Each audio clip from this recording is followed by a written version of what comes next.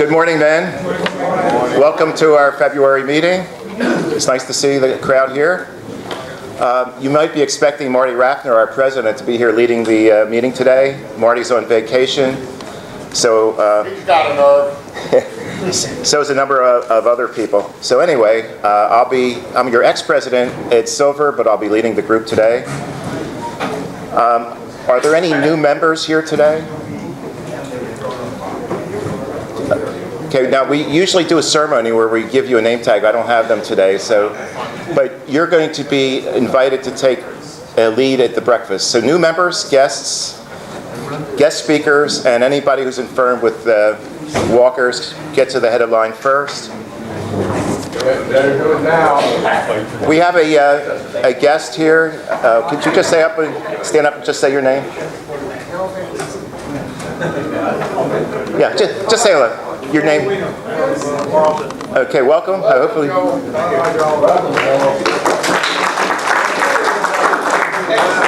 Richard Carter, Cherry Hill. Richard, welcome. So we'll be having breakfast in a minute. The guests and people with canes and the guest speaker could go up first. Just an announcement. As part of the 50-50 that we're having today, we're going to do 2 additional drawings. So you might want to buy some more tickets. Barry, just wave your hand. That's where you buy your tickets. We have, besides the cash drawing, a drawing of 2 plaques of the Eagles. So there'll be 3 drawings today. In addition, if you want to buy one, Jay, raise your hand. Jerry, oh, I thought Jerry was going to buy them, run it for you. All right. You told me Jay was going to handle it. Okay. Jerry, raise your hand. If you want to buy one, they're $20, and a donation will be made by Jerry to the men's club. So it'll be $20. See him during or after the meeting. These are really beautiful plaques.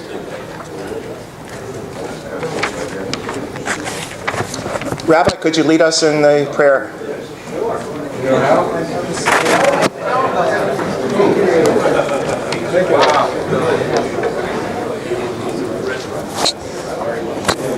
They are nice plaques. Did you buy one? I'm a patriot.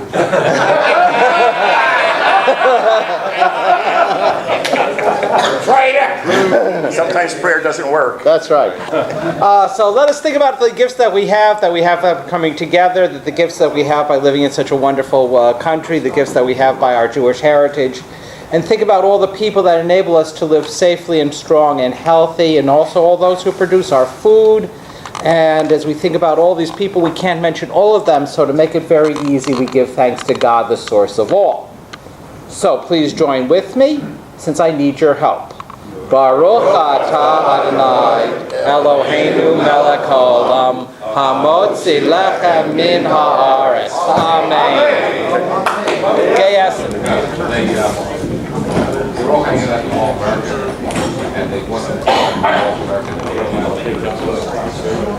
Before we get started,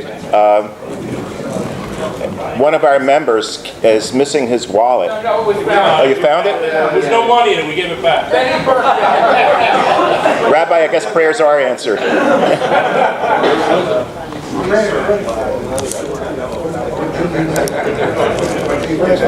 Just as a reminder, if you still want to get 50-50 tickets, let's see if you can win one of these beautiful Eagles plaques.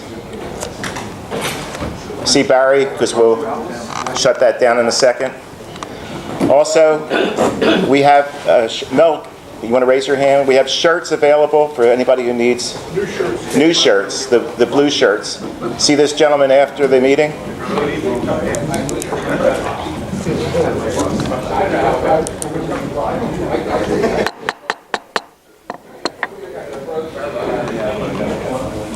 I'm going to need 2 volunteers at the end of the meeting today.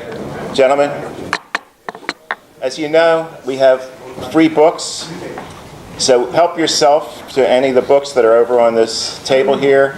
Every meeting you're invited to bring and select books The leftover books go down to the library downstairs. I'm going to need a volunteer to take the books down. Can I see one hand at least? Come on, there we go. One hand, thank you. Two hands. Also, the Jewish Family Service asks us to donate food every month. And recently, we were told that we cannot drop the food off, and we had to deliver it during the week to the Jewish Family Service.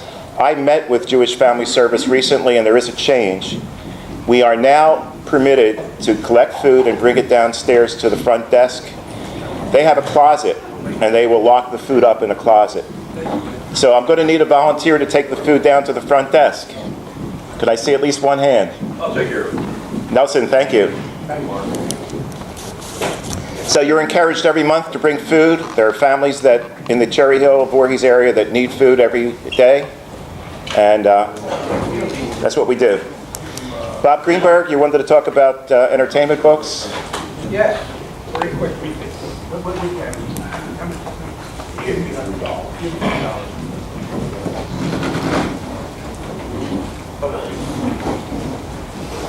Some of you may or may not know, Ed Stein has been getting entertainment books. He's getting them and selling them at cost.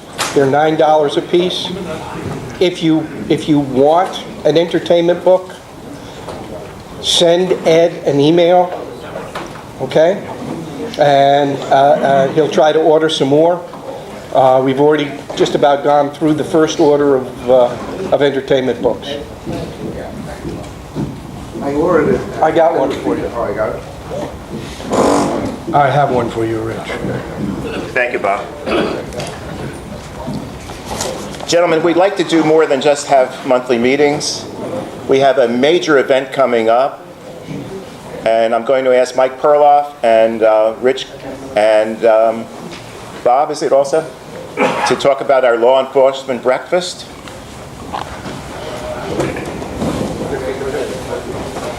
Good morning. On Tuesday, March 20th, which is the next time we have an event scheduled, we're having our, I don't remember how many it is now, maybe 20 or so. We've skipped a few years. Law Enforcement Appreciation Breakfast.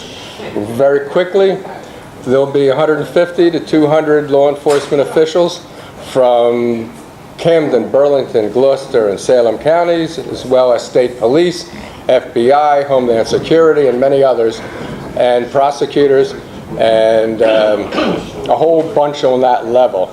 And we honor them, and we've been doing this now for since 1996. And we're going to need, first of all, an idea how many people will be able to come on a Tuesday. So by show of hands, you're not committing. If you think you're probably going to come, raise your hand, please. Okay, Bob, take a look for, yeah. Looks like maybe we'll need 3 tables, maybe 4 of our guys. More than that. I'll tell you what, put your hands up again so Bob can do a real quick estimate. I'm looking at 4 tables. Okay, thank you. And we're going to need volunteers, and Bob, Rich, We get the signage. we have sign-up sheets, but they're going to tell you the kind of volunteers that we need and what kind of jobs there are. And that's it for me, but we'll have them come over. Oh, as far as how to dress, business casual. The police will be there in uniforms, and excepting for detectives, they'll be dressed nicely. The reason I say that is because some of them are doing investigations undercover. All right, thank you. Good morning. Excuse me. Okay. Well done. Still works. We're feeding about 250 law enforcement people, and they have guns, so we have to make it real good for them. So we need volunteers, and we need a lot of help. Cooking in the kitchen will start at 6 o'clock in the morning. I know it's early. I know it's a pain, but please, if you can make it, please come at 6 o'clock.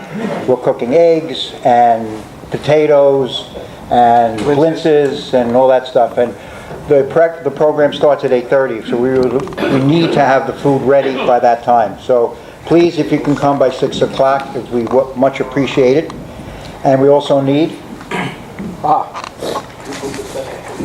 We also are going to be setting up the room, so we're going to need people starting at about 6:30 to put out tablecloths and the cutlery and everything else that needs to be done.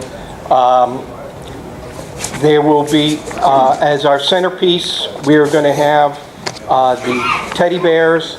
So the people who are currently in charge of the teddy bears, we need those teddy bears there by like no later than 7 o'clock so that we can get all of that set up. There'll be 50-50 that will be available. And as Richie said, we're going to be looking at approximately 250 people. So we need to move quickly to get it set up because these guys want to get in and get out because they're still working. Okay, and just remember as an incentive, the cost of the breakfast is $10. But if you come early and volunteer, there is no charge. So what a deal. So please, if you can make it, please come. And also 50-50 volunteers, I'll need help for people who can sell into like a month. Yeah, we'll assign people that to the 50-50 table will be set up just inside the entranceway, so you'll catch them coming in, and we'll have people there. We've always had at least 2 or 3 people. Steve Barsky has always helped out. Don Weisenstein has always helped out. We'll get enough of that. As far as qualifying so that you don't have to pay the $10, you got to be there by 7:30. If you show up at 8 o'clock, you're going to pay $10. Just that simple. I'm going to be passing around sign-up sheets. Put down your name and what time you think you'll be able to come. Okay? I just want to talk. Can I talk about this now? Let me call you. Okay, that's fine. Okay. I'll leave it there. Is this yours too? No. Okay. Gentlemen, one other thing about law enforcement. There's not going to be a meeting in March. We are not having a meeting here in March. I'll make sure that Randy sends out the appropriate email. We're not having a meeting here in March. So consider your law enforcement breakfast as your meeting. So if you can't come to volunteer, at least come. Be a part of our organization. We need you there. I guess shirts would not be appropriate at that point. Is that correct? You want business casual, Rich? If guys show up, do you want us to wear shirts or business casual? Business casual.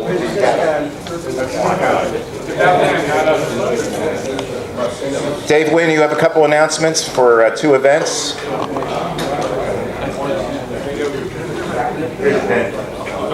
going to go with Speak up. When I get to the mic, I'll speak up. Next Sunday, the JCC will have a thing called Purim Masquerade.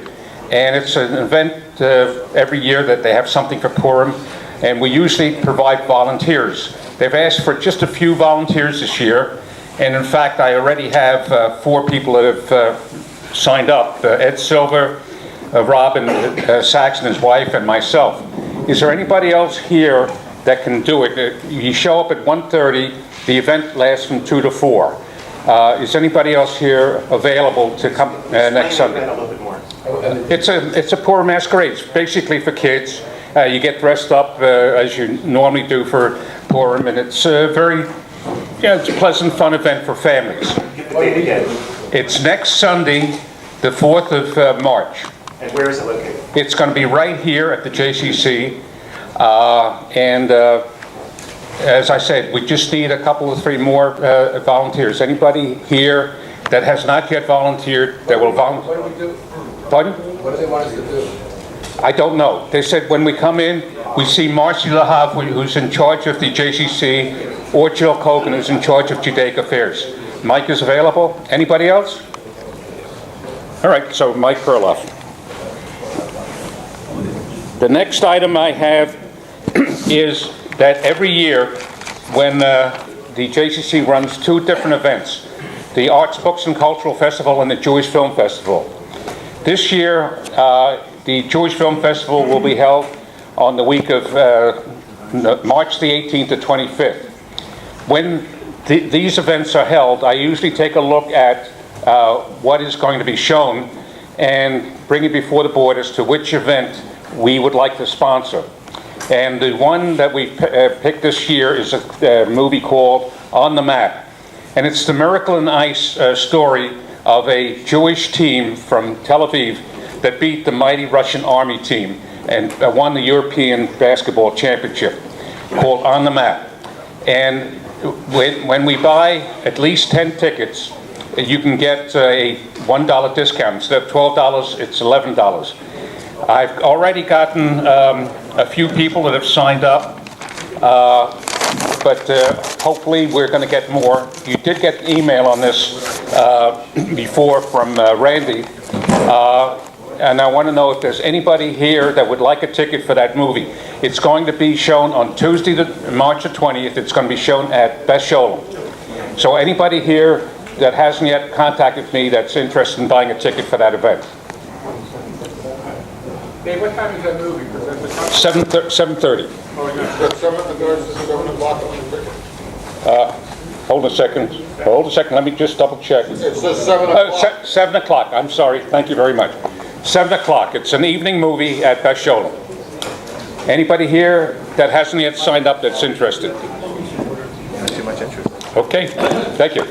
As you know, we do more than just have our meetings here. We have another program. It's very, very meaningful with regard to Yom HaShoah. Rich?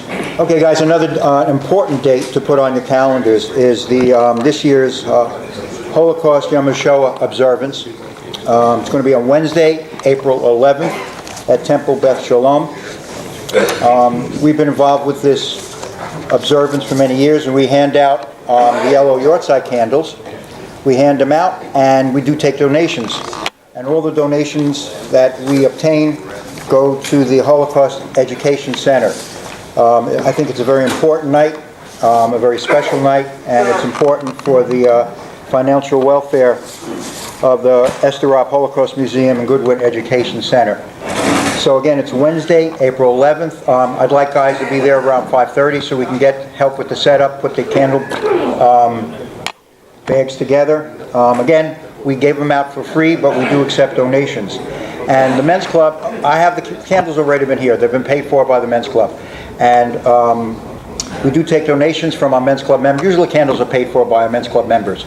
A case is $72, so if you're willing to donate $72, half a case, quarter case, or whatever you can, please see me, see Phil. Yes, Bob? Make checks out here. Makes checks out. We don't know yet. We don't know yet. Should we make it? I would check, make it out to SJMC. SJMC for now, yeah, because there's been a turnover in the leadership and we don't know. Cash, check, money orders. We take anything. IOUs. Exactly, right. So we'll be sending it out. But please, again, it's very important. Wednesday, April 11th, we'd like to see you there at 5:30 at TBS. Thank you. A note about the loft breakfast. The 50/50 proceeds go to the Jewish Holocaust Museum downstairs. And the Hero Scholarship Fund. Our April meeting is, I believe, is going to be at Lionsgate, not here. You'll get an announcement to that effect. We had a successful football season for those Eagle fans that are here. Giants fans, I'm sorry. I believe there's one New England fan here. Rabbi, I'm sorry. But Don Weisenstein has been in charge of a football program. He'll give you a little bit more details. You've heard me speak at several meetings regarding our fantasy football league. And there's going to be a lot of time between now and next season for me to talk more and determine your interest. But we did have a tragedy last week, and I think it's important that takes the focus. We lost a member and somebody who was participating in the South Jersey Men's Club Fantasy Football League. Gerson Sigmund passed away. So what I'd rather do is if you'll join me and stand and we'll give Gerson a moment of silence. I think that's much more appropriate.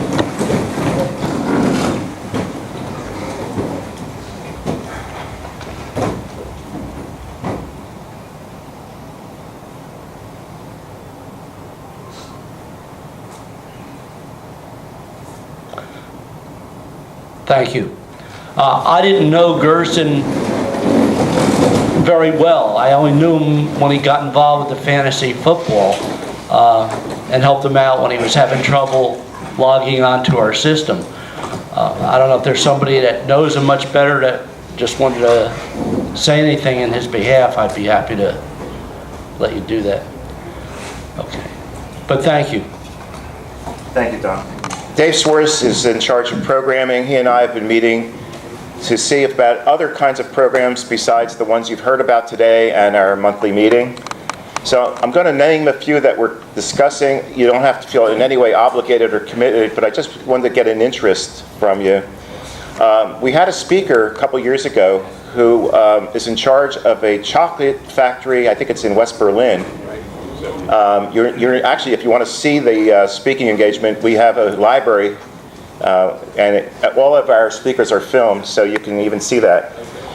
It's a tour of the factory. You get some goodies. There's a fee involved. It's great for grandchildren. I'm just curious, if we actually get that going, would there be any interest? You're not committed, but let me just see a show of hands if you might be interested. It's a chocolate factory in West Berlin. Okay, I'll let Dave Swartz know.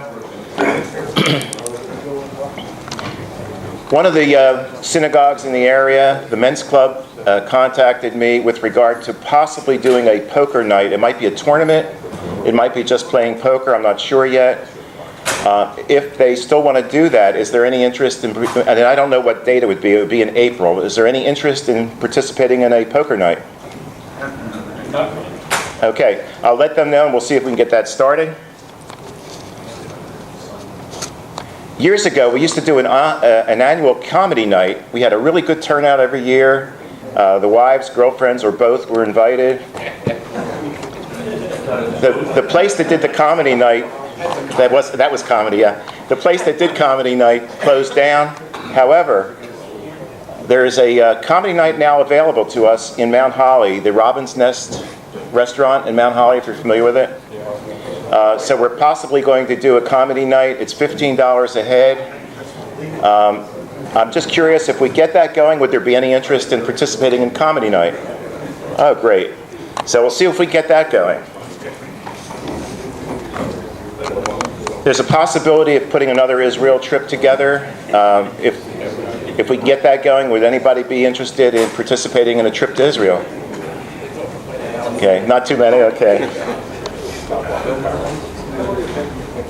Bernie Schuster stopped me today and told me about a possible program regarding a car museum, and I'm going to ask him just to spend half a minute telling everybody about it. And let's see your hands of interest after he's done. Hi, my name is Bernie Schuster. I've been collecting antique cars and I've been in the car and truck business for about 50 years. And I have quite a few lovely cars. I drove Miss America in the Atlantic City Boardwalk Parade a couple of years ago. I drove the mayors, the governors. I have a 76 Eldorado Cadillac convertible, which was a gift from my son for my 60th birthday. And I'm involved in the Simeon Museum. They have 75 antique race cars, the actual race cars that won the Le Mans, all these other races. And it's a beautiful place. And it's an old Hertz building that I sold him. And he has, every other weekend, he puts on 5 cars or 6 cars in the back of the yard, running them around. And he explains them and he talks about them. I have some literature, and if you raise your hand, I'll give you the literature on it, and you can look at it. There's also a lot of car museums around here. In Bordentown, there's one with 450 cars. Guy bought a shopping center. There's you name it, there's museums all over the place. I've been to Jay Leno's museum, Jerry Seinfeld's museum, and it's a very classy hobby because you meet a lot of very nice people, nice cars, and it's a lot of social events. So if you do have interest, I'd like to talk to you about, taking a group down to the museum, and if you want some literature, raise your hand, I'll give you some literature on it. Any idea what Simeon did before he collected cars? He was a doctor. He's an Norriser. Norriser, do you know him? Could you raise your hand, just to show of hands, how many might be interested, and we could possibly get a trip going? All right. Why don't you do this? Why don't you put the brochures on the back table? Well, I'll hand them out. All right.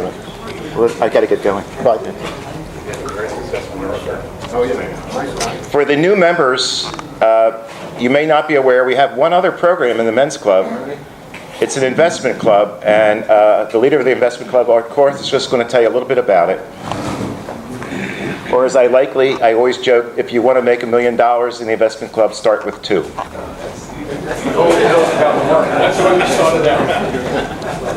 That's a variation of the old joke about the stock market. How do you make a small fortune on Wall Street? Start with a big fortune. We have the investment club. We've had it since 1990. 1996 was a very notable year. We started the investment club. We started the softball team and JAG. We started the law enforcement breakfast. We were very busy that year. So we're 22 years into the investment club. We typically meet at the conclusion of our Sunday monthly meetings. So we're going to have a meeting following this meeting. We'll be over there. It would have been at that table until Randy Accorsi threw orange juice all over the table. So we'll go to a different table. Very clean table. Yes. But everybody's welcome. We have about 20 members right now. If you're at all interested, come over, sit in. You'll see that we make our decisions collectively. There's not a whole lot of argument. Some people just sit there and listen. Some people engage in investment ideas, and we either do something or we don't do something. But we try to do things that make sense, and we've had some pretty good results. So if you're at all interested, come to the meeting at the conclusion of our regular meeting. Next month, since we're not having a regular men's club meeting here or any central location other than the law enforcement breakfast, we're going to have a meeting at one of the members' homes probably midweek, which is what we do when we don't have a regularly scheduled men's club meeting to follow it up. But again, feel free to join us, and we're looking forward to you coming over. Gentlemen, it's time to introduce our speaker, Dr. Robert Summer. I've got his resume. I want to just tell you, he's a very smart man. He's the head of Division of Hematology and Medical Oncology at MD Anderson Cancer Center at Cooper in Camden. He's also the director of the Clinical Trials Program. Dr. Summer is Associate Professor of Medicine at Cooper Medical School at Rowan. He's an adjunct associate professor in the, I'm going to get this right, genitourinary malignancy program at MD Anderson Center. He attended New York University as a university scholar, graduated with a Bachelor of Arts degree with honors. He attended medical school at the State University at Stony Brook in New York and earned his degree with a distinction in research. He completed his residency in internal medicine at the Hospital of University of Pennsylvania and his fellowship in hematology and medical oncology at Fox Chase and Temple University. He received numerous awards during his career and is consistently recognized as a top physician by various publications. That's it? There's more, but can I stop now? Yeah, you're gonna Dr. Summers, please. Thanks, everyone. My mother would be very proud with that introduction, so thank you. And she's even more proud that I'm actually giving a lecture at the South Jersey Men's Club.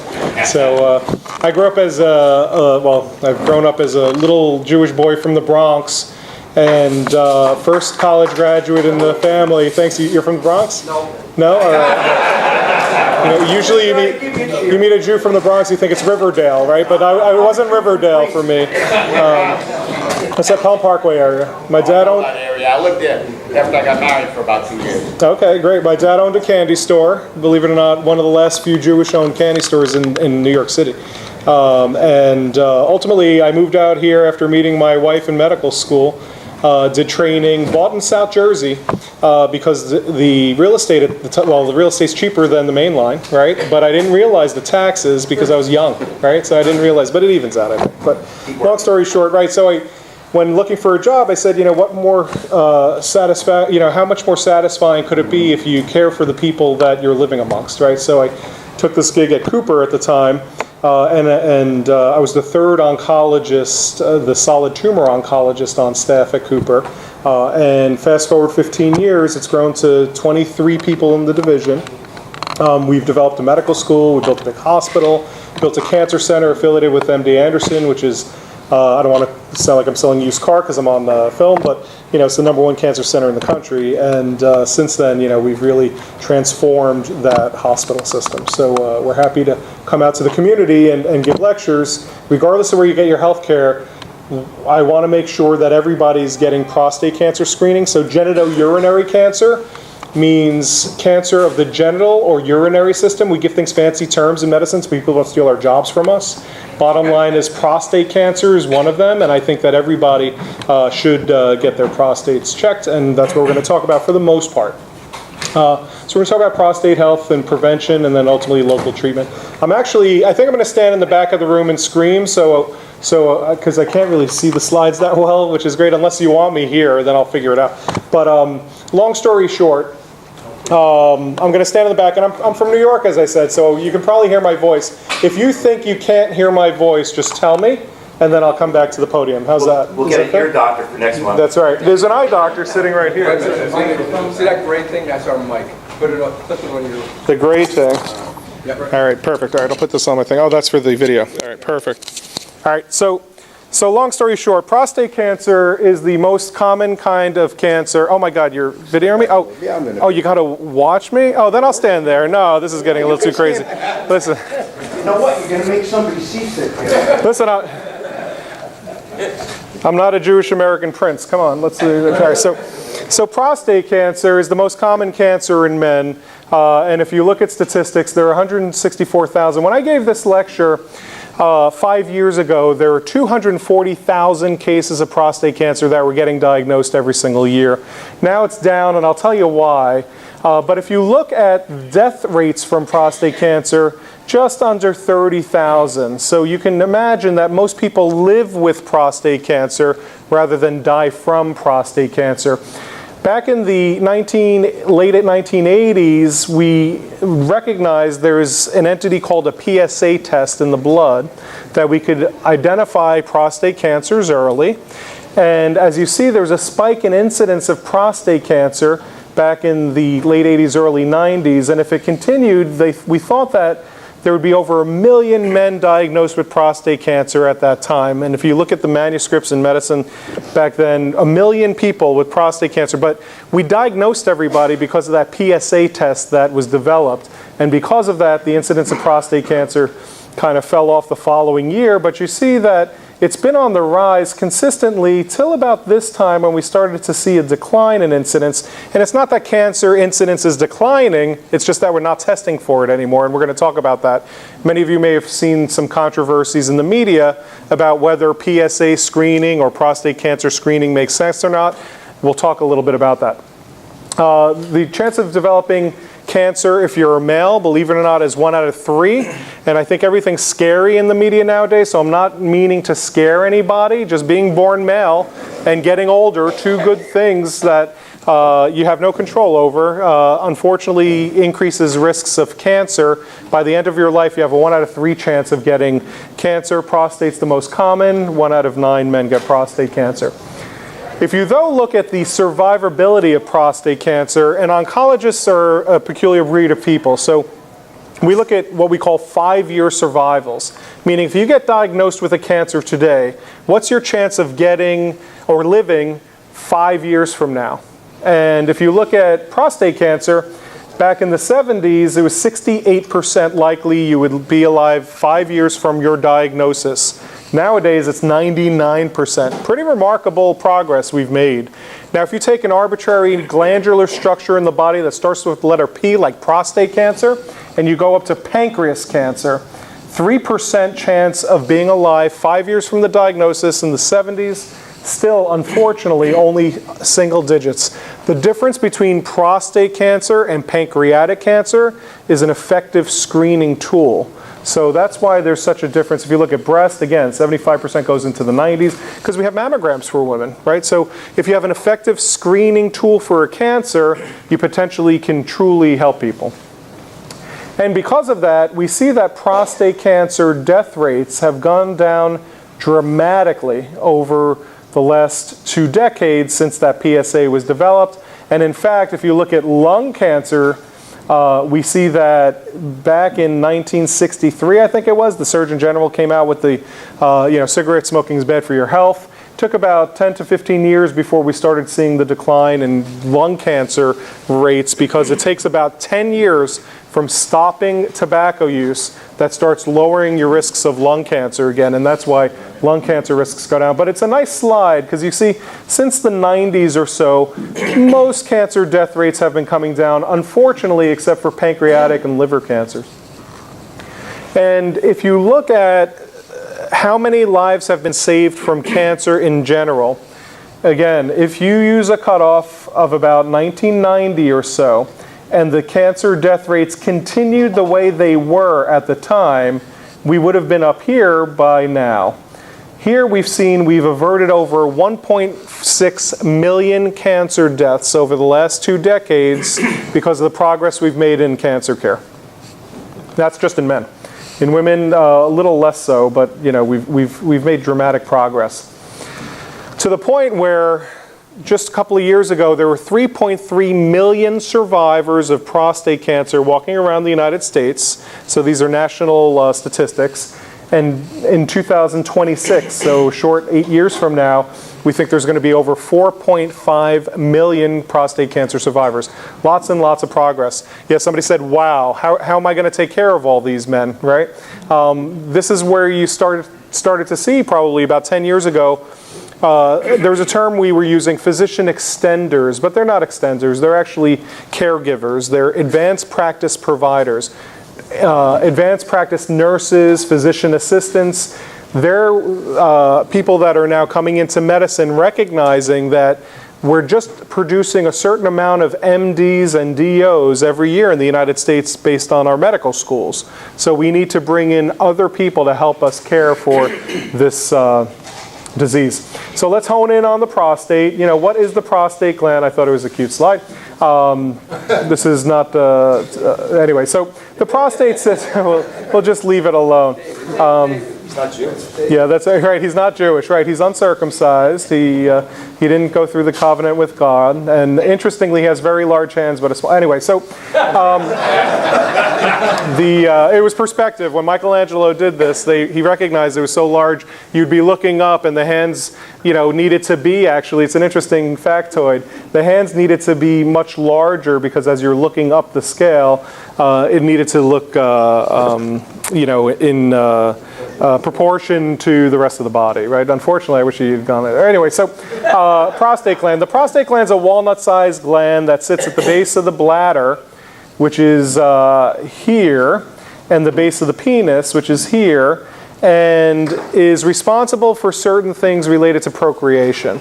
Now, as we all age, our waist size expands as well, as does the size of your prostate gland, which is partly why, unfortunately, we sometimes have trouble urinating because the gland starts enlarging and obstructs the tube that leaves the bladder through the penis. It's almost like the coffee that at the end of our coffee that was having a stream problem. Long story short, why do we do a digital rectal examination? A digit is a finger. So why do we do that test in medicine? And it's because we can actually feel the prostate that sits in front of the rectum, and we put our finger in it. You want to hear a joke? Quick joke? Is it appropriate for video? Why did the doctor use 2 fingers to do a rectal examination? Because he wanted a second opinion. Or, another one is, so I saw a patient the other day, and he says, all right, doctor, where would you like me to put my pants? I said, in the corner next to mine. Anyway, all right, so. Or, how are you doing the rectal examination? Oh, sorry, no, this one's a little too inappropriate. I'll stop. If you want it, I'll do it at the end of the lecture. So, all right, so the prostate sits at the base of the bladder, base of the penis. It's responsible, actually, for making components of semen that sustain sperm so that we can procreate. Have you been screened yet? That was me Friday afternoon with a patient.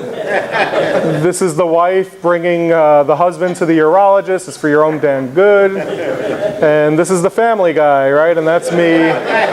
rocking my 70s porn star mustache and the latest patient. Now, interestingly, it's not all about the digital rectal examination. It's also about the blood test called PSA, or prostate-specific antigen. And actually, PSA is the component in the semen that does not allow the sperm to clump together, so it can remain separate and swim around. Some of it escapes into the bloodstream, and a really smart doctor recognized that we can use this as a screening tool for prostate cancer, because if it's high, it could mean that cancer cells are making a lot of PSA.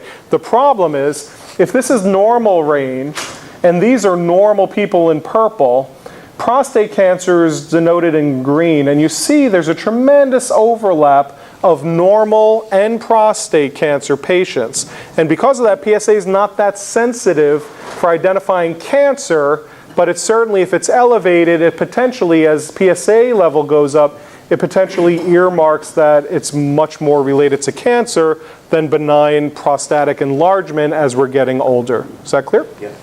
Yep. So why do we do screening? It looks for symptoms before they occur. It helps find cancers at earlier stages, and if we find cancers at an earlier stage, they're easier to cure and treat.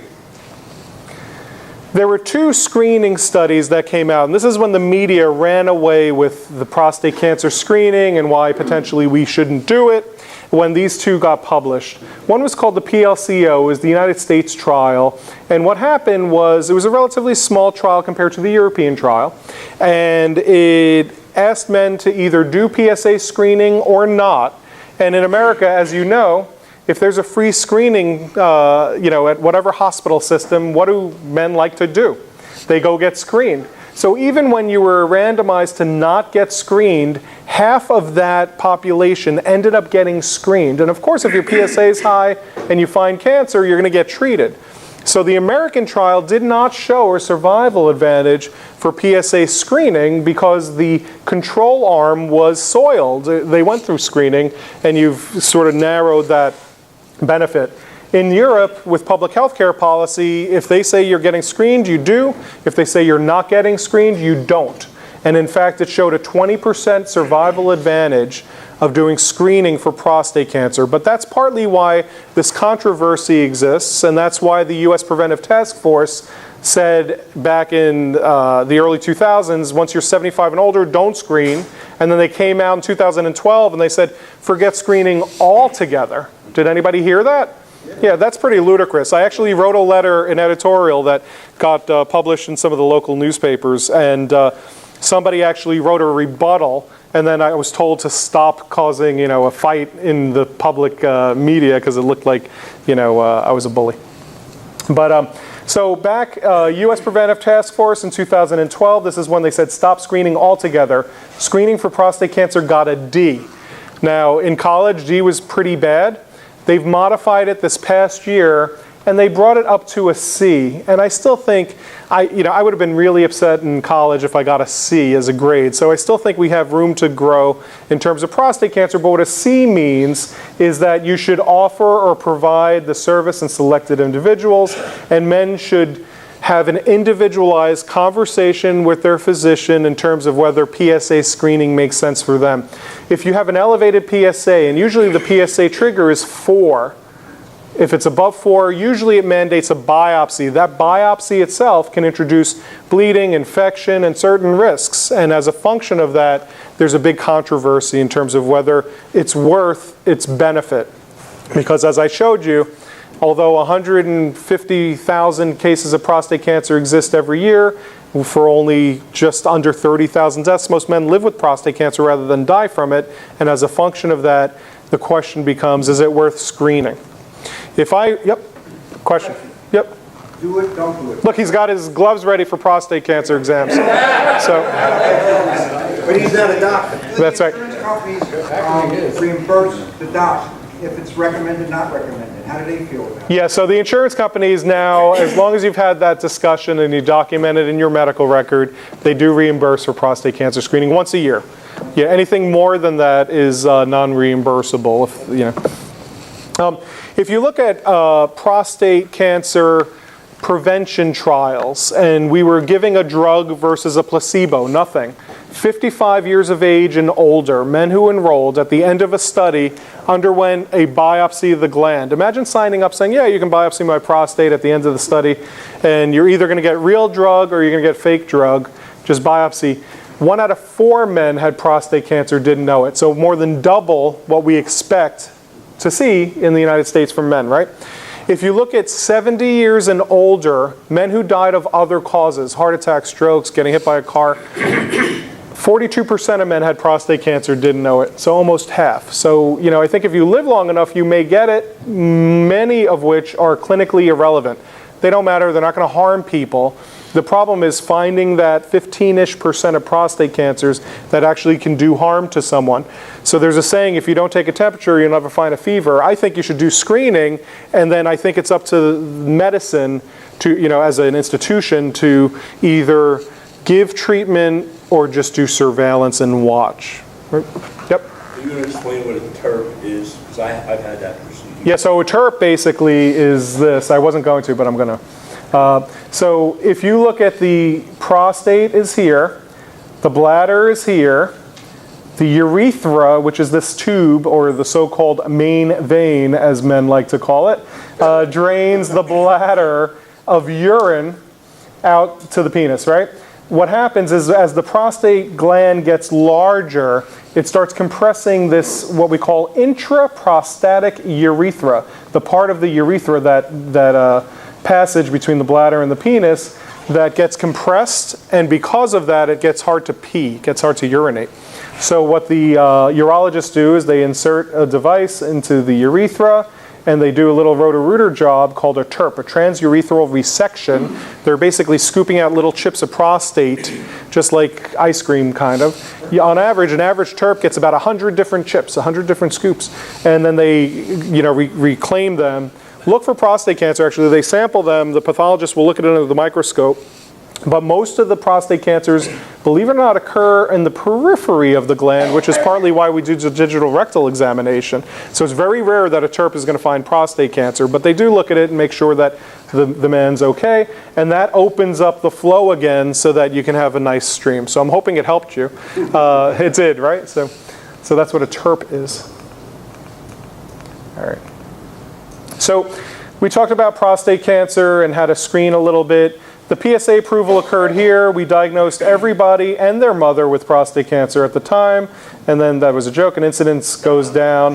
And because of that, as a function of that, mortality from prostate cancer has come down dramatically as well. Interestingly, what has also come down, unfortunately, over the last few years is the use of PSA testing. And as you see, as the U.S. Preventive Task Force comes out and starts recommending against prostate cancer at the age of 75, and then recommends against it altogether, PSA screening has come down dramatically. And so this is interesting. I always show this slide of prostate cancer death rates because even though we had some controversial manuscripts in science behind screening for prostate cancer, it makes sense that mortality has come down when PSA screening was invented. Sort of makes sense that if you're in a plane accident, you put on a parachute because it probably will save your life, but there's no data that supports using parachutes during plane crashes save lives, but it makes sense, right? So when I look at medical literature and something makes sense, that's the art of medicine. That's the practical part that we might not have great data for, but we should apply what makes sense to people. And it does make sense to do prostate cancer screening, and I'll show you, take it a step further, that metastatic prostate cancer has been on the rise since these recommendations and that controversy occurred. And what's even more remarkable and horrible, actually, is that the disease, metastatic disease, is on the rise in the sweet spot of men's lives when they're cruising through their careers between the ages of 55 and 69. More men in that age group are getting prostate cancers that are metastasized because we stopped looking for them early. That's horrible, right? Back on that last slide, is there a correlation, as far as you know, with a reduction in smoking rates with lung cancer? Oh, absolutely, yeah. So as I said, 63, I think it was, or so, in the mid-60s, Surgeon General, 67 maybe. Surgeon General comes out and says smoking's bad for your health. As I said, it takes about 10 years or so to stop smoking to translate into decreased lung cancer risks and other smoking-induced cancer risks. And we think that if you stop smoking, there's a 50% reduction in the risk of tobacco-induced cancers. So it takes about 10 years. That gives us to about late 70s, early 80s. And then lung cancer death rates in men have been on a decline since then because of just pure old smoking cessation. Yep, next question. The previous slide, you had, That? not that one where the graph.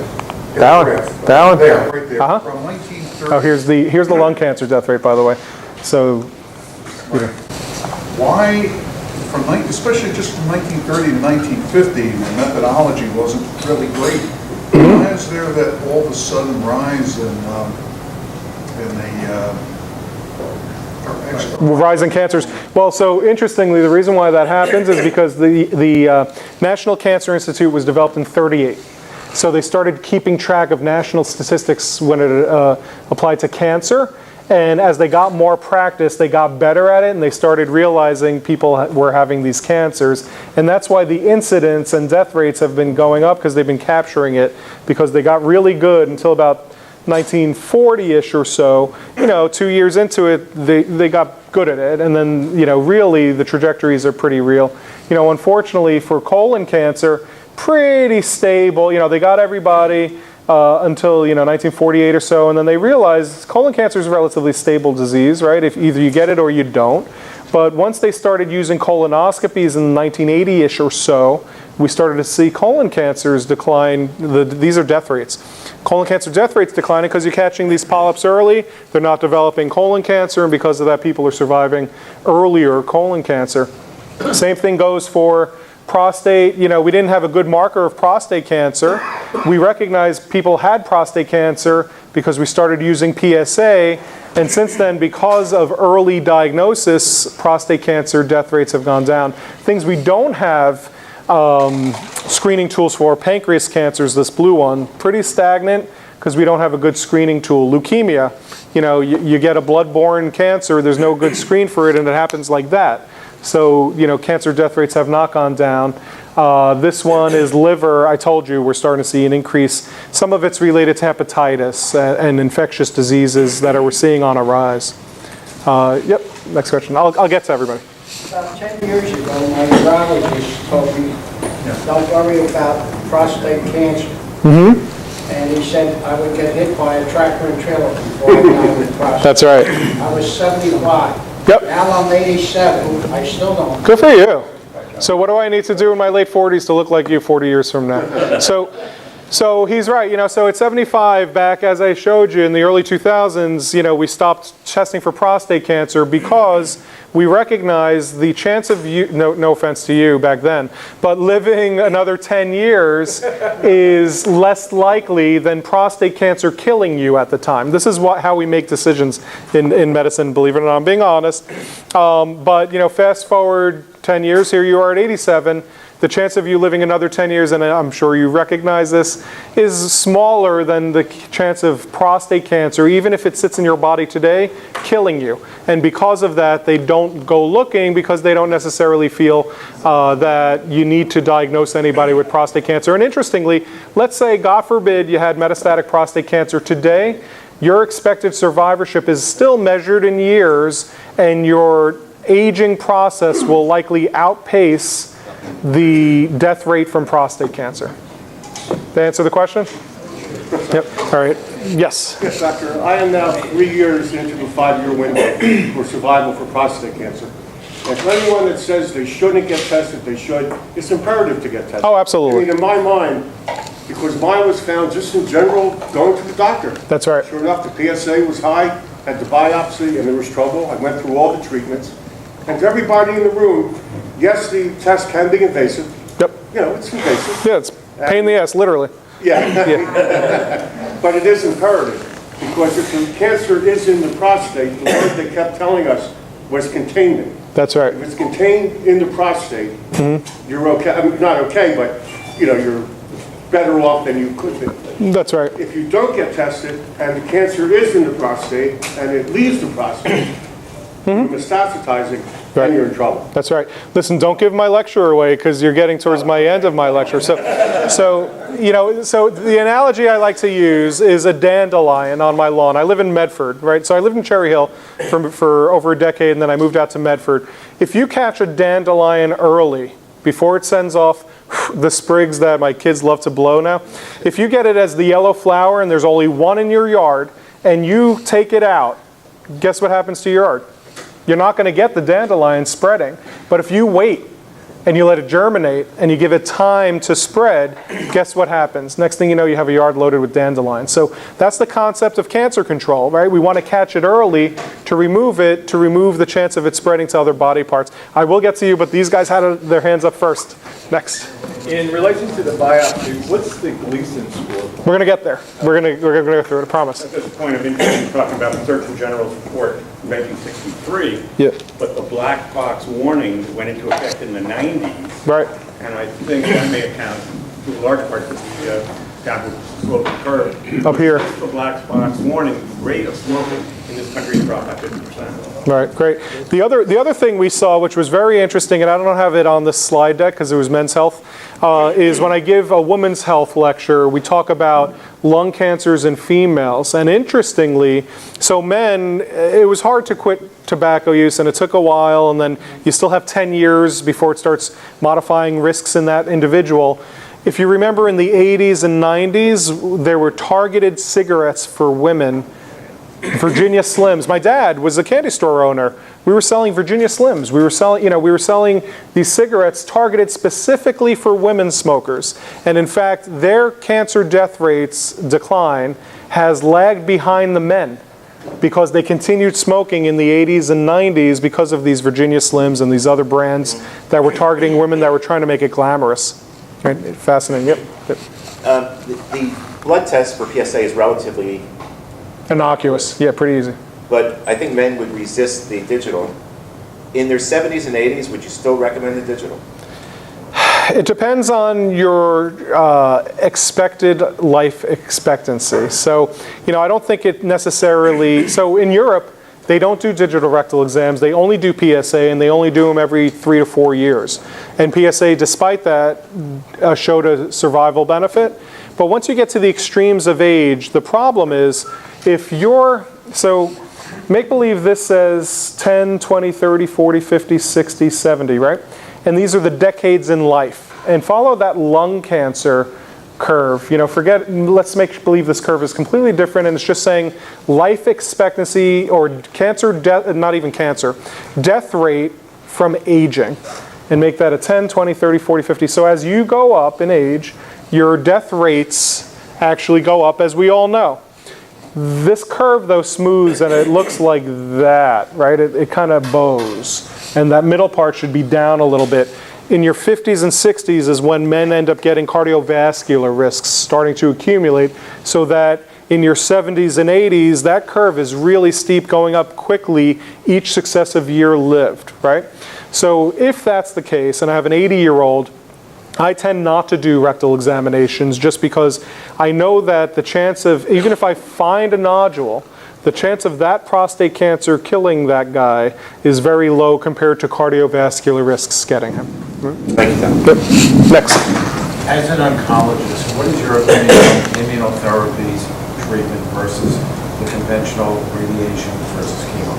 For prostate or in general? No, general. Yeah, so immunotherapy, remarkable progress over the last 5 years.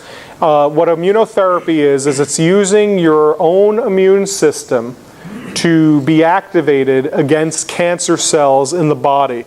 And cancer figured out a way how to evade your natural immune system so that your immune system has blinders on and can't see the cancer. We figured out how the cancer cells do this, and we have therapies that reactivate your immune system so it can fight cancer.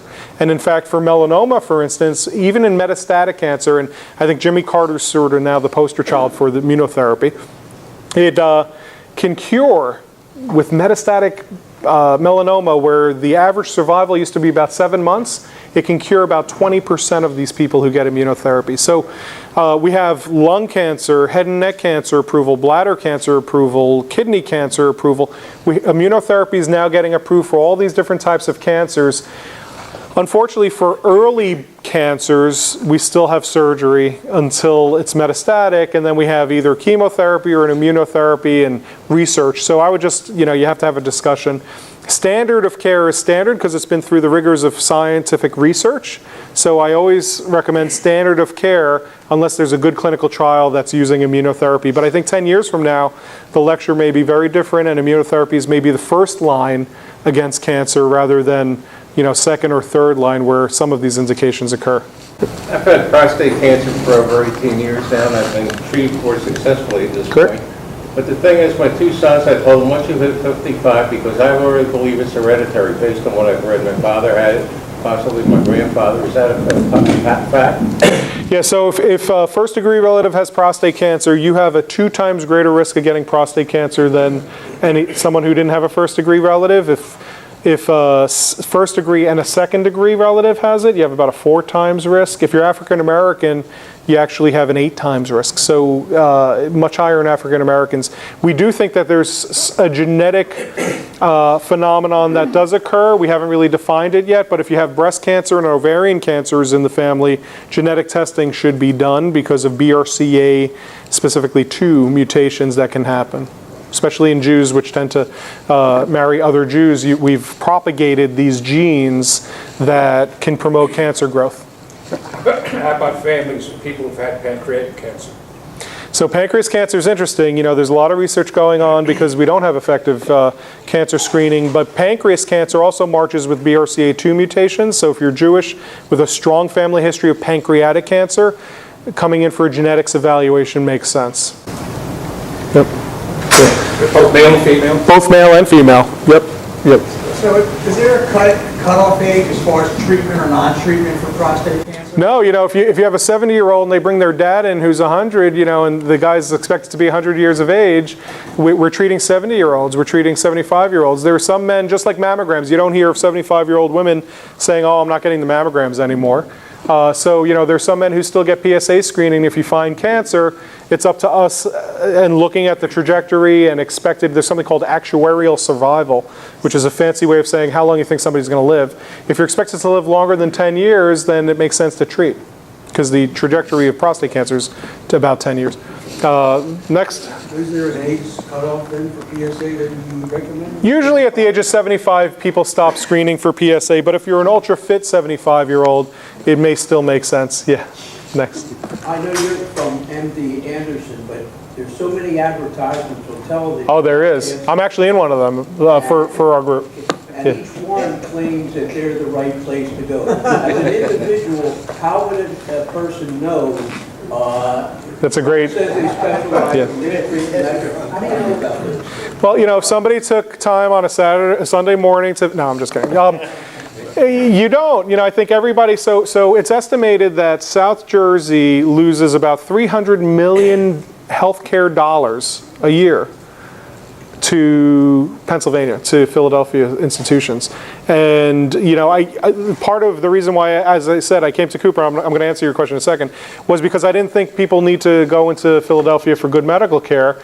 And I think there are a lot of South Jersey institutions that provide excellent medical care. And you're right, it's very confusing with advertisements in terms of who's better. Penn's now doing we developed this, and this. But once it's developed and invented, it's available everywhere, right? So it doesn't matter where you go get it done unless the experience makes a difference. And, if the experience is worth a $5 toll, a $20 parking fee, the rigmarole of getting back and forth, then go there. But it's hard. Fox Chase, Jeff, MD Anderson Cooper, Penn. I think if you're going to a leading center, you're probably going to be served pretty well. And I'm not taking anything away from the community docs. These community docs have worked in South Jersey for 20 plus 30 years. And that experience, I think, is meaningful. And, they're doing their reading. They're keeping abreast to, cancer information. Wherever you feel most comfortable, The problem is when you go to a major institution, we sometimes lose the art of providing care that is coddling and sort of the type of care one would want, right? That's what makes the bedside manner so important. And as you see, as cancer becomes more successfully treated, we have a lot of survivors that we have to see and take care of, which is partly why there seems to be, lots of late doctors, right? And lots of busyness in waiting rooms and lots of commercials on TV. You should just go wherever you feel most comfortable. I want to follow up that question. Yep. Penn claims that they have proton. Proton beam radiation therapy. That's out now. Does that mean MD Anderson also has that treatment? Well, no, so hospital institutions choose to develop certain programs, and when they built their proton beam therapy, they had lots and lots of endowment, and it cost, I think at that time, about $1 billion to build that facility. I think it was 800 million or something like that. Oh no, Jordan. They're actually planning in 2020, Penn is planning on building another proton therapy, and the cost has come down to about 100 million. Some hospital institutions don't have that type of endowments to be able to build these sorts of things. Proton therapy is interesting because the protons are special because they stop decaying very quickly. So you can kind of stop the radiation right on a dime where you need to. I think for CHOP and for children's cancers, when you have brainstem cancers and stuff like that, that's an extremely important endpoint. When you have adult cancers, you need to have a margin around the cancer so that you know it's not going to grow right next to where the beam stopped. So for prostate cancer, it really isn't as important to receive protons. And we're going to talk about radiation a little bit, but it's not as important as the marketing of it describes. And we have actually data through scientific research that gets published in pretty major journals, not prevention, our medical journals. And it shows that proton therapy does not provide added benefit to certain cancers, but it is a marketing tool. You got to pay for it somehow, right? So of course you're going to market it, and you're going to try to go after cancers that are relatively easily treated. And I hate that, and I'm not denouncing it. I'm just stating the facts. Yep. Next. Yep. Yeah, say once diagnosed, the biggest question every patient has is the radiation or the surgery. Mm-hmm. And in your opinion, which is... Oh, we're going to get to that at the end of the conversation. Yeah, but I'm a straight shooter. I'm from the Bronx, right? So I don't want to, especially because I'm on film, I don't want to offend anybody, especially if some Penn grad... I'm a Penn grad. I trained there. Yep. Thank you for your service, by the way. Yeah, you're welcome. My question is, when it was discovered that my wife, who's now deceased, had salivary cancer. Oh, I'm sorry to hear that. She wanted to use a local doctor here. When our family doctor called, and we were both on the phone with him, he says, no, I want you to go to Pennsylvania. This is around 2003. Mm-hmm. He says, Pennsylvania will give you the better care. I was in Pennsylvania in 2003. Yeah, so he had to sign J for Jefferson. Mm-hmm. So I told my wife, call Jefferson and see what you can do there. Then we'll go to University of Penn. Mm-hmm. We got a quick appointment the next day with Jefferson, which is where we went. And they took very good care of her until came a time when finally the cancer had gone into her liver. Right. And they gave her that special radiation treatment. Mm-hmm. She got it 3 different times.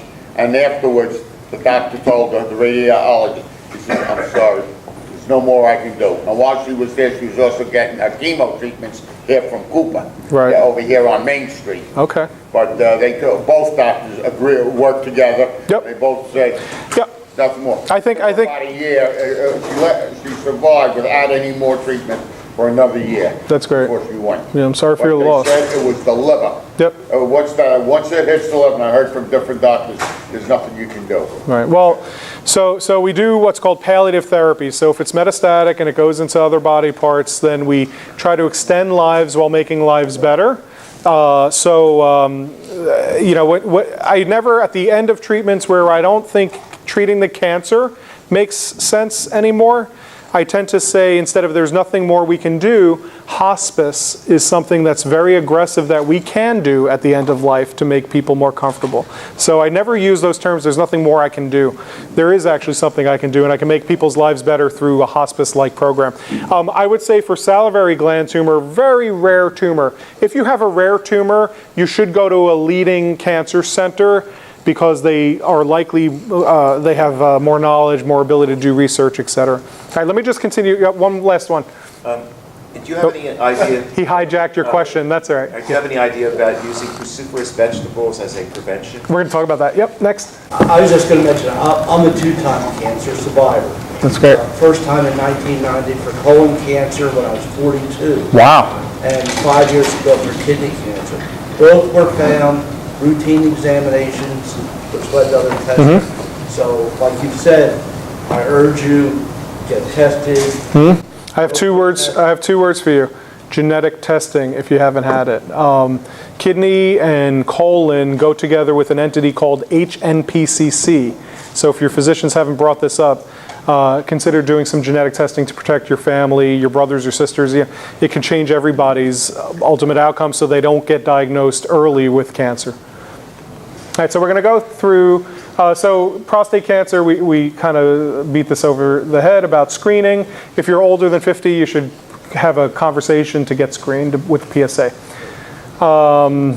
That's just the screening. So all these people recommend screening, lots of things. So don't be this guy in the cage, go get your screening. That's my son playing for Medford soccer. He's a couple of years older now, but we're going to switch gears. There's a question about what can I do to reduce risks? So let's forget about, I have cancer and being so nihilistic about it. Let's reduce risks of prostate cancer. So what increases risks? Family history, we talked about already. African Americans, we talked about having higher risks. And there are dietary factors that increase risks. Diets high in fat, certain environmental factors we'll talk about, cadmium exposure.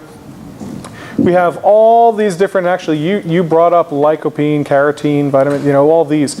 There are lots of different things that are found in cruciferous vegetables that we've recognized the mode of action for prevention of cancer. So we've basically made it much more scientific, and we said, oh yeah, lettuce and watercress from vitamin E can prolong the latent phase by inhibiting tumor progression, right? So let's go through some of the data so that you can see, because it's going to be a lot of hot air that turns out to be not so valuable to us. This is Giovannucci's paper. This is the Harvard. This is Harvard healthcare professional. Lead author is Giovannucci. He's in the Harvard School of Public Health. Over 50,000 male healthcare professionals were asked, "What did you eat? What did you eat?" Over 2 years, it seemed as if you had greater than 2 tomato servings per week, you reduce your risk of prostate cancer by about 34%. Now, I don't remember what I had to eat last week, let alone, when these questionnaires come out, it's every 3 months a questionnaire comes out for 2 years. So, but it seems as if you had greater than 2 tomato servings per week, tomato sauce, what have you, you reduce your risk of prostate cancer.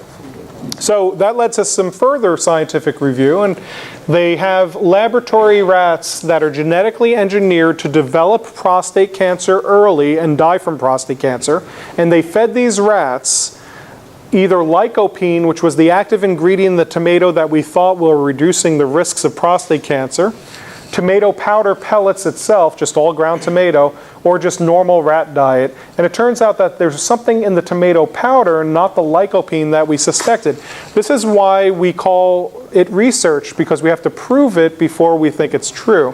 And then finally, the NCI, there was a lot of noise and people wanted research preventing prostate cancer with tomato products. So the NCI did a study of just under 30,000 men, and prospectively they gave them supplements of tomato powder, lycopene, or a placebo, and it didn't decrease risks of prostate cancer in any of those groups. So that's the true way to do a trial, to prospectively administer a certain agent and see if it prevents it. This is another prevention trial, finasteride. I alluded to this trial earlier. Finasteride is otherwise known as Proscar, helps benign prostatic hypertrophy, shrinks it, or it's also known as Propecia for hair growth. Yay! Yeah, so did it work? Can my hair look like yours if I start taking it? So if you take finasteride for 7 years versus a placebo for 7 years, and then you get an end-of-study biopsy, what it shows is that actually finasteride did reduce the risks of prostate cancer relative to the placebo, but we were overdiagnosing people with prostate cancer. We had 1 out of 4 men with prostate cancer here, when it was only 1 out of 6 in the finasteride arm. So really, it was considered a negative trial. It didn't really prevent prostate cancer. We just feel we were over-diagnosing people by doing blind biopsies that otherwise would have never been diagnosed with prostate cancer. This is our SELECT trial, selenium or vitamin E for prevention of prostate cancer. And what it showed was that vitamin E actually increased the risk of prostate cancer, which was crazy. We had over 35,000 men on this trial. And the selenium increased the risk of developing diabetes. So here are healthy men going on a research trial that was approved nationally, thinking they would reduce risks of prostate cancer, yet they gave themselves diseases. There are types of vitamin E, though. Which types were they using? There's Tococalciferol, I think it was, this one. Because the mixed tocopherols are usually considered more appropriate. You sound like more of an expert on vitamin E than I am, so I'm going to leave it at that. I'll send you my book. Yeah, there you go. And then I always like this one. If you ejaculate more than 21 times a month, now this is a slide I'm willing to share to your wives. Or yourselves if your wife's away for the day. You can reduce the risks of prostate cancer by, again, 34%. This is from the same institution that put out that. You want a copy of this, right? Actually, this is also from the Harvard Healthcare Professionals. Now, I think I want to practice in Massachusetts because, unfortunately, they seem like they have a lot of time on their hands. No pun intended. All right. All right, so what can I do to reduce risks of prostate cancer? Right now, we can't say anything. There was stuff about pomegranate juice. There was tons of stuff. We have not been able to prove that prostate cancer risks can be declined by anything other than living healthy lifestyles. So what I would recommend, lose weight if you're overweight. We know that men who are obese have a higher risk of developing prostate cancer than those that are not. Consume healthy foods, so red fatty processed meats are bad. Healthy foods are vegetables, low-fat meats, chicken, etc. Fish are very healthy. For instance, if you're taking red rice yeast and fish oil to try to lower cholesterol, why don't you substitute your hamburger one time a week for a serving of fish? You'd get your fish oil, you'd eat a healthier meal, and potentially it would lead to healthier outcomes, right? Exercise is very important, and actually I brought my, I just blinded you, but we have an ophthalmologist in the crowd. I brought my gym bag that I stole from my daughter because after the lecture today, I'll probably be downstairs doing some exercise. Vitamin nutritional supplements, natural remedies need to be studied, and as I've shown you, as we've studied them, it hasn't been fruitful, unfortunately, no pun intended again. Even if those steps do little to influence prostate cancer risks, it'll make you healthier, it'll make you less obese, less prone to cardiovascular risks, lung diseases, and any other type of medical ailment. And what's that? Macular degeneration. Even macular degeneration. So, great. See, it's always helpful to have an ophthalmologist around.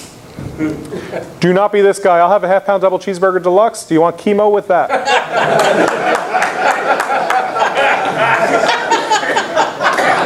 So, Ben Franklin, 300 plus years ago, knew, his aphorism that said, an ounce of prevention is worth a pound of cure, right? An ounce of prevention is worth a pound of cure. It's very true. I like this quote in Poor Richard's Almanac. Be at war with your vices, at peace with your neighbors, and let every new year find you a better man.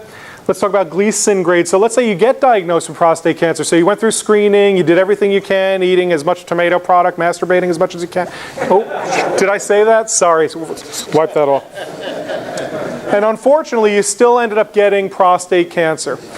If you get a biopsy because your PSA was above 4, the pathologist looks at the chips underneath the microscope. There are usually 12 cores in a prostate. The prostate consists of 2 lobes, right and left, and 3 zones on each side. And they usually take 2 from each zone on the right and the left side, so you have 12 cores. What happens is that Dr. Gleason figured out that not all prostate cancers acted a certain way, and some men did really well with prostate cancer, and some didn't. And he went back to the slides, and he looked at it, and the ones that did well looked more like this, like prostate itself, and the ones that did poorly didn't look anything like the prostate gland. And he took the 2 most frequent patterns that he saw on the glass slide, and he added them together. The max you can get is a 10. The minimum you can get is a 2. I've never seen 1s and 2s really reported much, But 3s, 4s, and 5s are pretty common in terms of prostate cancers. And you can get a Gleason 7 two different ways. So 1, 2s, and 3s are good cells. 4s and 5s are bad cells. You can get a 3 plus 4, meaning there's more 3 than 4 on the glass slide. That's a 7. Or you can have a 4 plus 3 where there's more bad cells than good cells, and that's a 7. It's so prognostic that the 3 plus 4s do better than the 4 plus 3s because of the cell itself. It's like getting chased by 10 dogs. Would you rather 7 Rottweilers and 3 Chihuahuas or 7 Chihuahuas and 3 Rottweilers, right? So, Gleason score is very important in prostate cancer risks. The other thing, the burden of the cancer. The more cancer you have in the body, the more chance that one of those cancer cells could escape into a bloodstream and spread to the rest of the body. Now, why do cancers come back? It's after your initial diagnosis and you have either radiation or you have it removed through a prostatectomy, removal of the prostate gland. If the horse left the barn and the cancer cell escaped, a certain proportion of people will have it come back at a later date, even though they don't have prostates in place anymore, because one of these cells planted a seed somewhere, let's say in the bone, which is where prostate cancers tend to come back. And it takes a number of years, and it could be up to even, I don't want to scare anybody, because if you're free of disease for 15 years, it can still come back even 15, 18, 20 years later. If you have a really good Gleason score, and if you have one of those good cells, the odds of you dying of prostate cancer are pretty small anyway, and even if it does spread, it doesn't necessarily harm people too much. So based on how much cancer you have, what your Gleason score, the cell type it was, and how high your PSA is can determine what your risks of recurrence are. And the PSA analogy I like to use is if it's making a lot of PSA, it means that those cells are very active. So the higher your PSA, the higher your risk. And we were speaking of a poker night that sounded pretty fun. This is like a game of poker where if you have the highest card, the highest hand, it trumps everything else. So that if you have a PSA greater than 20 but everything else is low, you're still considered high risk. If you have a Gleason score of 8, but everything else is low, a PSA of 2 and just chips on the prostate, you unfortunately still have high risk because that's the Royal Straight Flush. Any of these are the Royal Straight Flush. So based on the rectal examination where I get my tumor stage or the amount, based on the PSA, which is just a number value, based on the Gleason score, the pathologic sampling, and then I look at life expectancy. How long do I think this man is going to live based on his other health conditions and his age? Should I be doing treatments for prostate cancer? Now, the treatments for local prostate cancer are prostatectomy. The advantages are that it removes the primary tumor. I can actually look at the cancer under the microscope and know exactly what the man has for a disease, so I can prognosticate. I can give him what's my expectation of life and death and recurrence.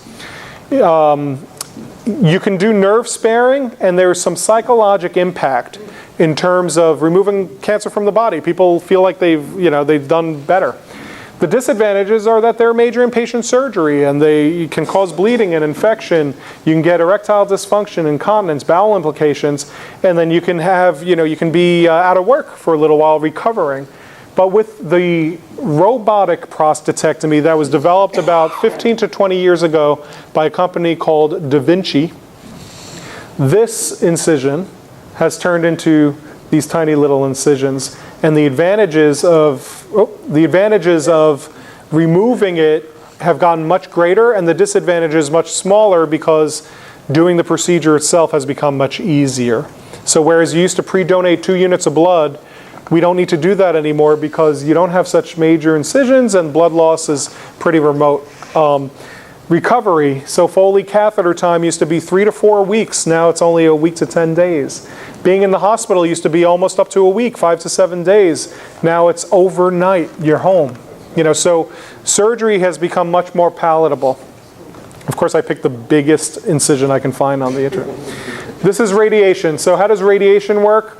Here's the prostate gland, and this machine swings over the patient that's laying on this table, delivering different doses of radiation as it's moving along that course, delivering maximizing radiation doses to the prostate. But again, if you see some of these lines, it looks like a topographical map where there's a yellow line, a red line, a lavender line, a green line, a red line. Those are the margins that are getting treated by radiation. And in the face of, let's say, proton therapy, these margins wouldn't necessarily exist. They say stop on a dime, you stop on a dime. And I think there's some value to having those margins so that there's no recurrence in the pelvic area. And research has shown there's no major benefit of proton therapy because they still widen the margins to make sure you don't fail wide. So surgery or radiation, which one's better? Equal outcomes. You can choose. So it's not that we're unsure in terms of what to delegate to an individual. It's just that you have options available. You can choose to do it either way. And then if you ask me, all right, that's prostate cancer outcome. What about erectile dysfunction and incontinence? Which one's better? And it's actually the same. Same here, same here. And the reason is if you have surgery and you cut through the nerves that innervate erectile function and incontinence, it's a problem from day one. Tends to get better over time. Radiation will start and give you scar tissue over time so that if you measure people out, 2 to 3 years, that's when the rates of incontinence and potency are equal. Okay, so it's just a timing factor, and it's a fallacy to think that one is better than the other in terms of prostate cancer outcomes and or side effects. So if you go to a major prostate cancer conference and you ask doctors, vanilla flavored prostate cancer, how would you treat it? If you're a urologist, more than 90% of urologists has some form of surgery. If you're a radiation doctor, more than 90% of radiation doctors say radiation. And if you're guys like me, it's about 50-50 with a little lean towards some type of surgery just because we like to know what we're dealing with. But again, if you're a hammer, everything looks like a nail, right? Or Lou Guthrie. So I'm the #1 fan of prostate cancer screening. I just want to remind you that we do offer, if you don't have insurance, we do offer free screening for prostate cancer and other cancers, especially if you're uninsured. If you guys have kids or grandkids that don't have insurance, certainly, they're not at the age that we would screen for prostate, but we can be helpful. That's it. All right, so questions? This is where you're supposed to clap. No, I'm just kidding. I'm just kidding. All right, thanks, everyone. All right, you're up first. I'm just curious, obviously MD Anderson is in Texas, the main hospital. Yep. So I presume these are the same protocols. Correct. That are followed. Yep. So you have your protocols, I guess Penn and others have their protocols, or all the protocols basically? They're pretty much universal. In terms of treating prostate cancers, I think for the most part you get similar services anywhere. The benefit of MD Anderson, that whole story came about 5 years ago. They were looking for a partner to partner with that would be able to assert some type of influence over cancer care in the Northeast Corridor, so that their tagline is making cancer history, right? It's double entendre. They're making cancer history through research, but they want to make cancer history like getting rid of it. And they were looking for a partner in this area so that they can import their care plans that have been so successful in the Midwest and the West Coast. So when they looked at Cooper, they said, wow, here's a university hospital setting in this area that's, best kept secret, and they affiliated with us. We thought we were great, and luckily they agreed. It mandates that we travel to them in Houston so that they know. I remember my first trip 5 years ago or so. I told my wife, they're going to make sure, they're going to test me. They're going to make sure I know what I'm talking about. And sure enough, they make sure that we know what we're doing. They align their treatments with our treatments.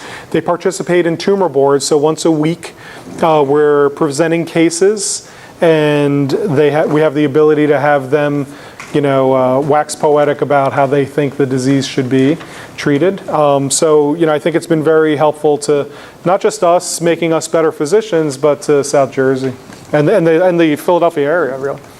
Yep. Is that Anderson, they have other locations in New Jersey or Philadelphia? So they do. So the newest location is in Summit, which is North Jersey. So again, they're putting places in place so that they can assert some influence throughout. There's Holy Redeemer now is an MD Anderson. That leads me to some another center. question. Yeah. What is the financial arrangement you have with Anderson to talk about it?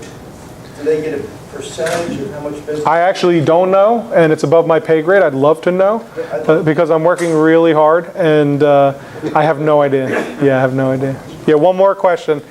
You didn't ask a question. How are you utilizing artificial intelligence? Yeah, so great question, and it links to MD Anderson as well, because they were using, I think, Einstein, or was it called Einstein, or Watson, right? IBM Watson, that's it.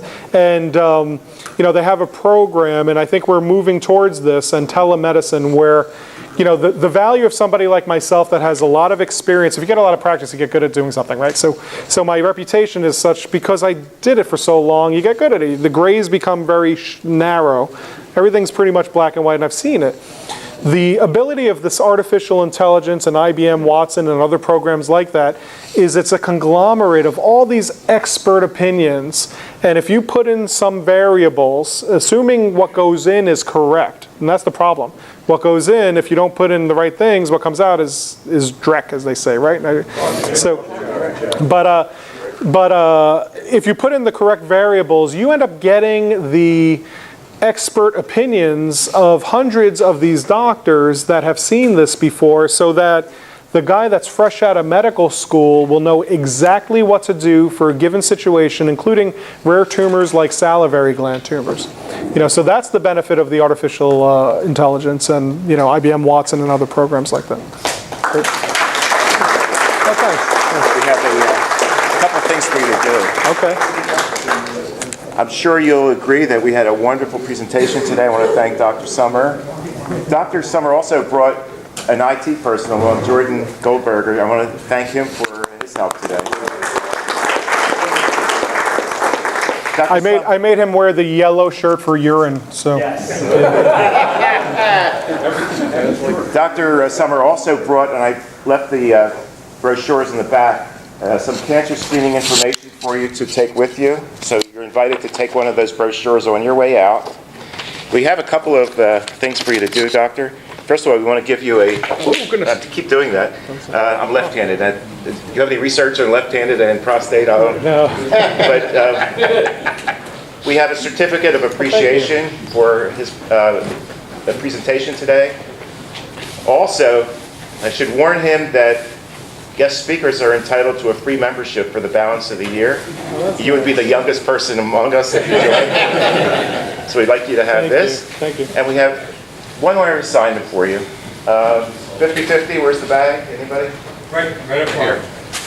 Okay. We're going to make 3 drawings. The first one is going to be for the Eagles plaque. Second one is for the Eagles plaque. The third one will be for the cash. Cool. So you can... I love legalized gambling. All right, let's see. I'm making it interesting. All right, ready? Wow, here goes. 735. Anybody have 735? Put up your hand if you have 735. Look, is this exciting? 0,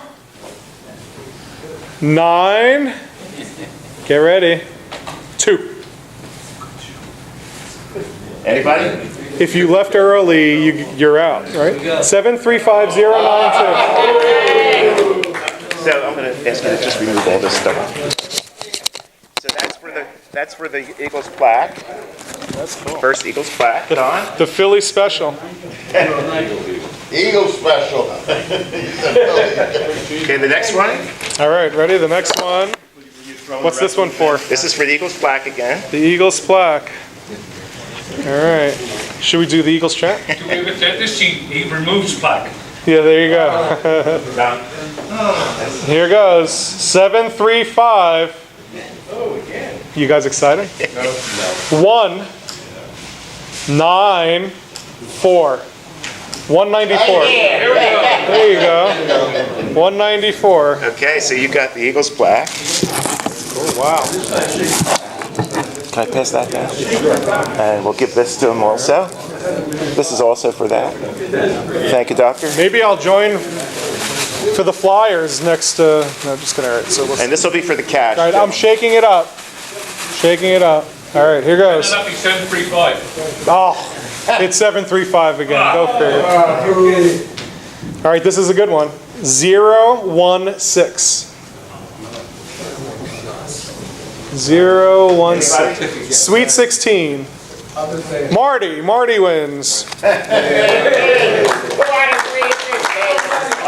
got the money? I see him back there. It's in the bag.